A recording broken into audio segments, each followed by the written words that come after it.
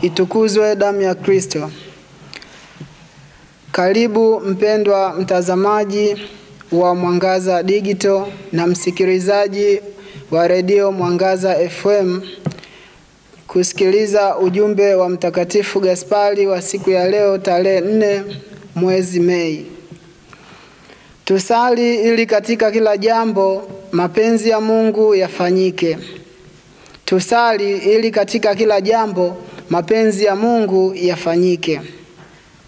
Mtakatifu Gaspari anatukumbusha kwamba tukitaka kuruhusu mapenzi ya Mungu yatendeke kama atakavyo Mungu mwenyewe katika maisha yetu, ni lazima tuwe watu wa sala. Sala hutupatia nguvu za kiroho na mwanga katika giza.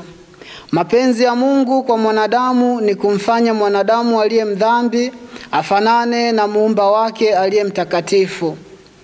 Ndiyo kusema kumshirikisha mwanadamu wokovu ambao humrudishia uzima wa milele aliyoupoteza baada ya kutenda dhambi ya asili. Uzima huu ndio Kristo. Na uzima huu ndio Kristo mwenyewe.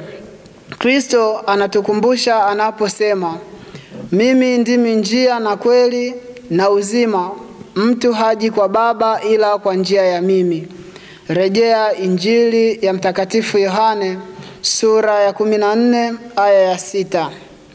Pia hata Bwana wetu Yesu Kristo alisali kila mara katika maisha yake ya hapa duniani ili kuruhusu mapenzi ya Mungu yatimizwe, wala si kama atakavyo yeye bali kama Baba apendavyo.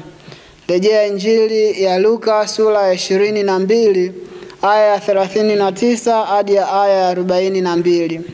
Hivyo basi wapendwa katika Kristo, tumuombe Mungu Roho Mtakatifu ambaye tumempokea kwa njia ya ubatizo wetu na kuimarishwa naye katika sakramenti ya kipaimara, ili atutie nguvu ya kusali vyema kila siku ili kusudi mapenzi ya Mungu yatendeke katika maisha yetu.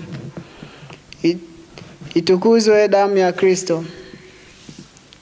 Aliyekuletea tafakari hii ni mimi Fratelli Emmanuel Mluge wa shirika la wamisionari wa damu azizi ya Bwana wetu Yesu Kristo.